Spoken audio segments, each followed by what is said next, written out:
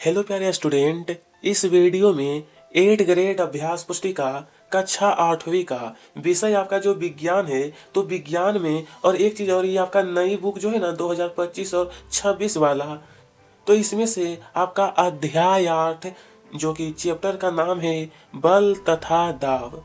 तो सबसे पहले पाठ की पूर्व तैयारी, इसे भी मैं आपको कंप्लीट कराऊंगा, साथ में आपका प्रोजेक्ट कार्य कंप्लीट।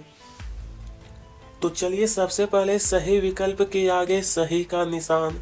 पहला प्रश्न कि बाल्टी में रंग भरा हुआ है, बूझो खाली पिचकारी का सिरा बाल्टी में डुबाकर पिचकारी के हैंडल को खींचकर छोड़ देता है तो देखता है कि रंग पिचकारी में भर गया। ऐसा क्यों होता है? तो देखिए आपको 4 ऑप्शन दिया गया है, तो इसका सही उत्तर है ऑप्शन नंबर सी, वायुमंडलीय दाब के कारण ऐसा होता है। ठीक है, दिए गए चित्र को ध्यान से देखिए। इस चित्र को ध्यान से देखना है। ये आपका अ बिंदु, ये आपका ब बिंदु, ये आपका स बिंदु, ये आपका द बिंदु। तो विद्यार्थी इस चित्र को ध्यान से देखने के बाद पानी की एक टंकी में दिए गए चित्र के अनुसार अ व स द बिंदुओं पर 4 नल लगाए गए। किन नलों से पानी बराबर दाब से प्रवाहित होगा? तो ऑप्शन दिया गया है इस तरीके से, तो बोला है बराबर दाब से प्रवाहित। तो देखिए ये ब वाला और ये स दोनों एक मतलब समान बिंदु पर क्या है, आपका 4 नल, तो ये दोनों आपका समान बिंदु पर है, तो इसलिए आपका ऑप्शन नंबर ब और स, ये ऑप्शन बिल्कुल सही हो। देखिए ये बिंदु भी समान, दोनों समान पर है ना, इसलिए। नंबर 3, पहेली ने गुथे हुए आटे को दबाकर समतल चपाती का आकार दिया। यह परिवर्तन किस बल के कारण हुआ? यह जो परिवर्तन है, ऑप्शन दिया है पेशीय बल, गुरुत्वाकर्षण बल, स्थिर विद्युत बल या फिर चुंबकीय बल। इस प्रश्न का सही उत्तर ऑप्शन ए पेशीय बल होगा। ठीक है। नंबर 4,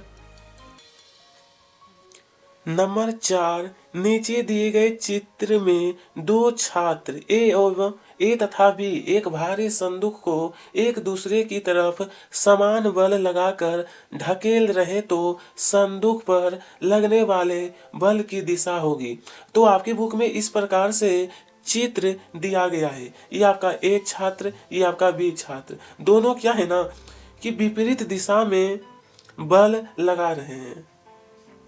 तो अब आपसे प्रश्न बोला है कि संदूक पर लगने वाले बल की दिशा, इस प्रकार से देखिए 4 ऑप्शन दिया है, तो इसका बी वाला ऑप्शन सही होगा, छात्र बी की ओर, छात्र बी की ओर। ठीक है। नंबर 5, पेड़ से फल का गिरना किस बल का उदाहरण है?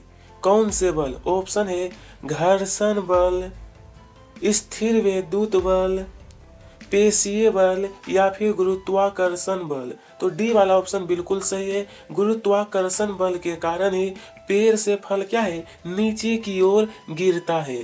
इसी प्रकार से मैं एक कहानी आपको बताना चाहता हूँ कि न्यूटन भी जब सेब का जो पेड़ है ना, उसके नीचे वो बैठा हुआ था और ऊपर से सेब नीचे गिर गया, तो उसी वक्त न्यूटन ने गुरुत्वाकर्षण बल की खोज किया था। ठीक है।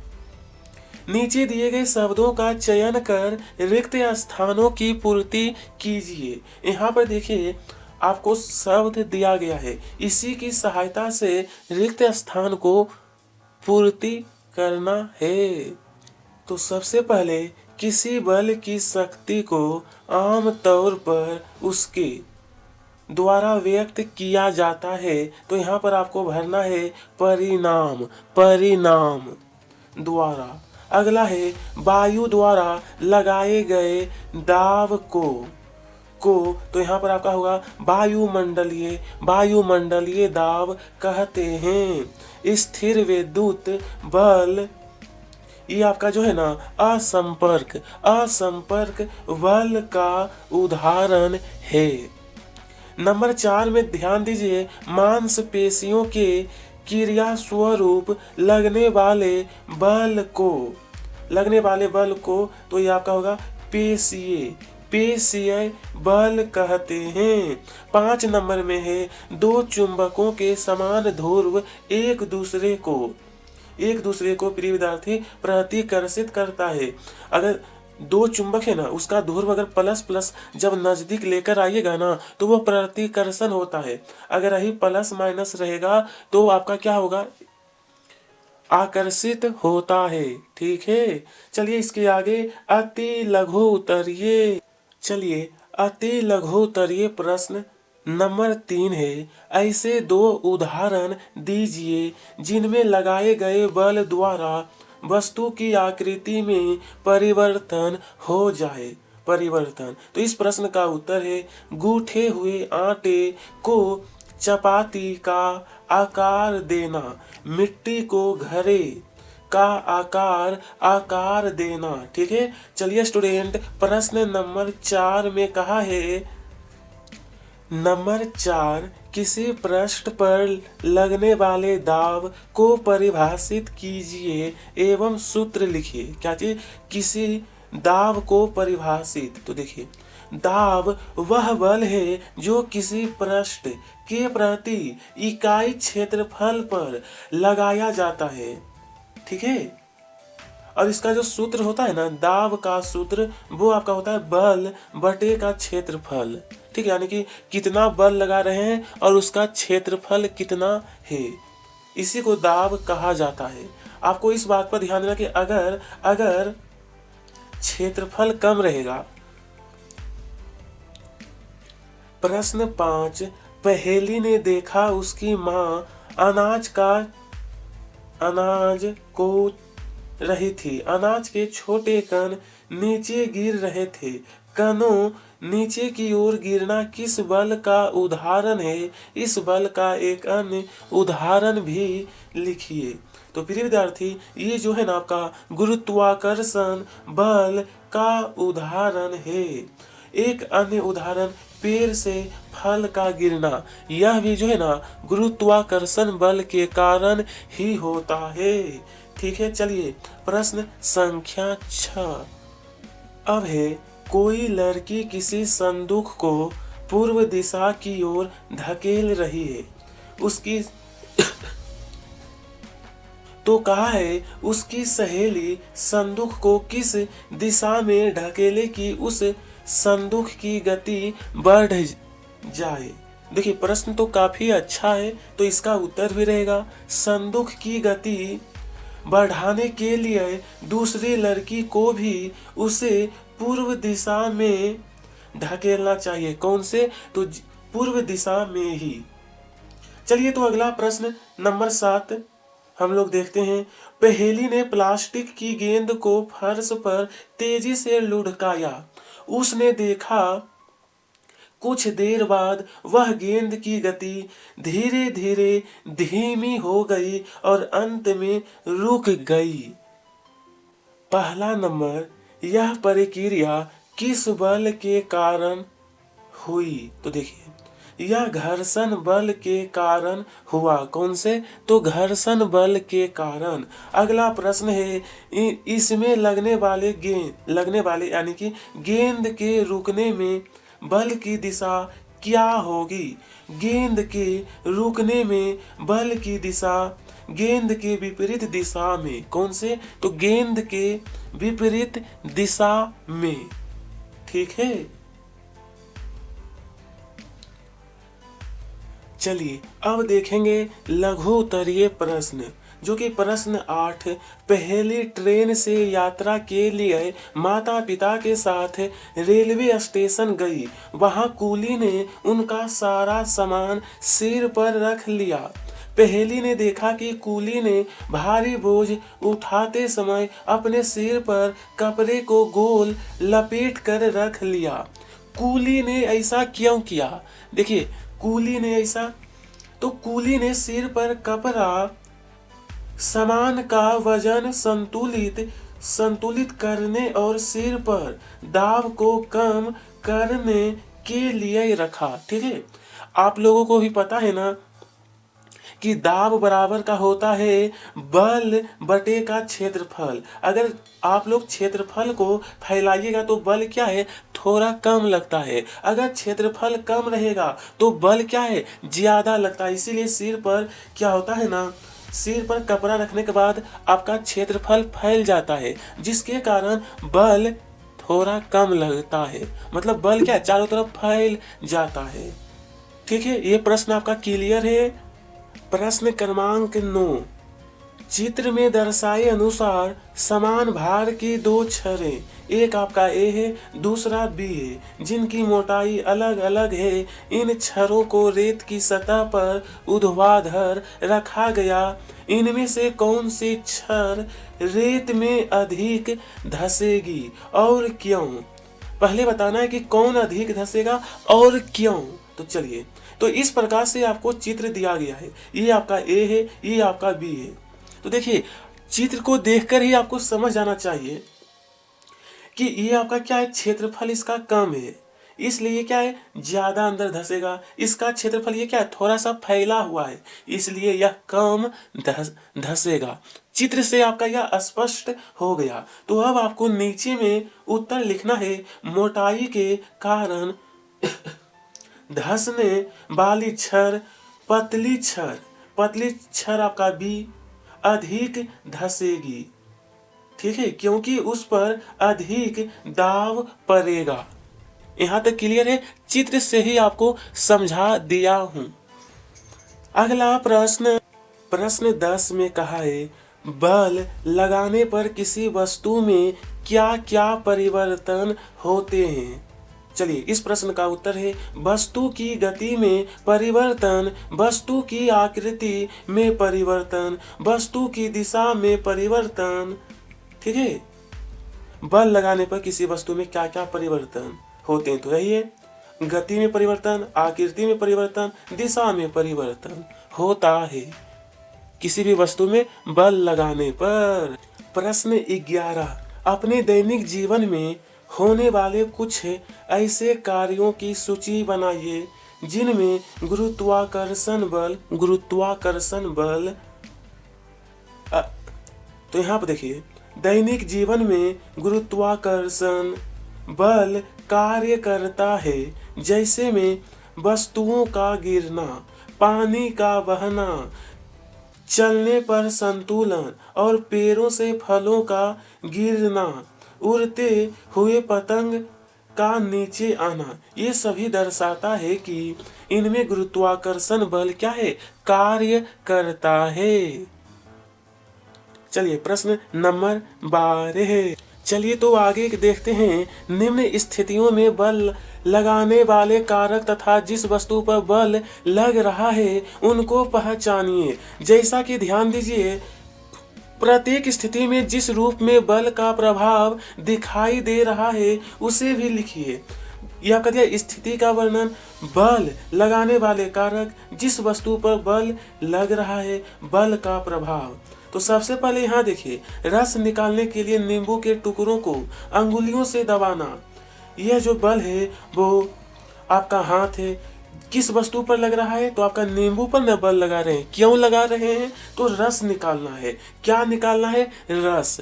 इस प्रकार से आपको समझना भी है, केवल उत्तर मत लिखिए बल्कि उत्तर लिखिए, साथ में आपको समझना भी चाहिए। ठीक है, अगला है, दीवार पर लगे हुए हुक से लटकी कमाने के दूसरे सिरे पर लटका एक भार। सबसे पहले यहाँ पर हाथ होगा और यहाँ पर भार, और ऐसा क्यों है, तो हुक पर खिंचाव है। किस पर, हुक पर खिंचाव। गूथे हुए आटे को हाथ से नीचे की ओर दबाने पर तो ये आपका हाथ है, क्योंकि लगाने वाले कारक तो हाथ है ना। और किस पर लगा रहे हैं, तो आटा पर। क्यों लगा रहे हैं, तो आकृति में परिवर्तन, इसलिए। प्रश्न 12 आपका कंप्लीट। चलिए, नंबर 13, प्रिय विद्यार्थी दीर्घ उत्तरीय प्रश्न नंबर 13 है, कारण बताना है कि कंधे पर लटकाने वाले थैलों में चोरी पट्टी क्यों लगाई जाती है? देखिए वही बात आपका होता है, दाब बराबर क्या होता है, बल बटे का क्षेत्रफल। तो वही बात यहाँ पर भी है कि चौड़ी पट्टी वजन को अधिक क्षेत्रफल में फैलाकर दाब को कम करती है। इससे कंधों पर कम दाब पड़ता है और बोझ सहना आसान होता है। वही बात है ना कि अगर क्षेत्रफल फैल जाता है तो दाब क्या है, यानी कि बल वो थोड़ा सा कम लगता है। ठीक है, यह प्रश्न क्लियर है। यहाँ पर है, किसी फूले हुए गुब्बारे को अंगुली की अपेक्षा सुई से फोड़ना आसान है, क्यों? तो देखिए सुई का क्षेत्रफल क्या है, बहुत कम होता है, जिससे अधिक दाब उत्पन्न होता है। अंगुली का क्षेत्रफल बड़ा होता है, इसलिए उससे फोड़ना कठिन होता है। यही कारण है सुई का क्षेत्रफल कम, जिसके कारण दाब क्या है, अधिक लगता है।